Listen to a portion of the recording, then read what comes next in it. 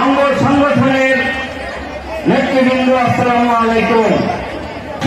জনসভায় উপস্থিত হয়ে এই জনসভাকে জনসমুদ্রে পরিণত করেছেন আপনাদের সকলকে নারায়ণগঞ্জ জেলা বিএনপির পক্ষ থেকে সংগ্রামী অভিনন্দন এবং শুভেচ্ছা জানিয়ে আমি শুধু একটি কথা বলতে চাই।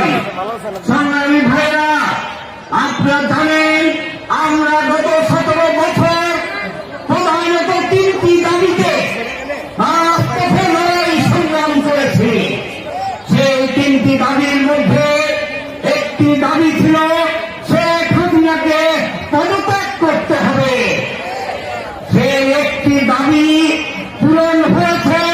শেখ হাসিনা পদত্যাগ করে বাংলাদেশ থেকে জনগণের প্রতিরোধের মুখে বিতাড়িত হয়েছে। বন্ধুরা আমার, আরো 2টি দাবি ছিল। একটি হল অন্তর্বর্তীকালীন সরকারের অধীনে একটি অবাধ এবং সুস্থ গ্রহণযোগ্য নির্বাচনের ব্যবস্থা করতে হবে। এবং আরেকটি দাবি ছিল আমাদের প্রিয় অভিভাবক, আমাদের নেতা জনাব তারেক রহমানকে বাংলাদেশে ফিরিয়ে আনতে হবে। এখনো এই 2টি দাবি আমাদের পূরণ হয় নাই। সুতরাং আমরা বলেছিলাম এই দাবি পূরণ না হওয়া পর্যন্ত আমরা রাজপথ ছেড়ে যাব না। তাদের এই 2টি দাবি যেহেতু এখনো আদায় হয় নাই, আমরা কিন্তু রাজপথ ছেড়ে যাই নাই।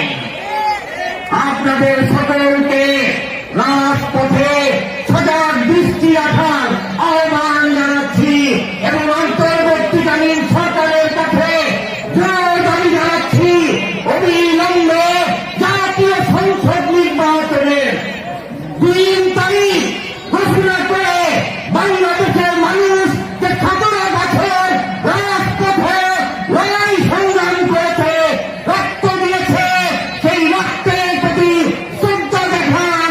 নতুবা আমরা রাজপথ ছেড়ে যাই নাই। রাজপথ থেকেই জাতীয় সংসদ নির্বাচনের তারিখ আমরা ঘোষণা করতে আপনাদেরকে বাধ্য করবো ইনশাআল্লাহ।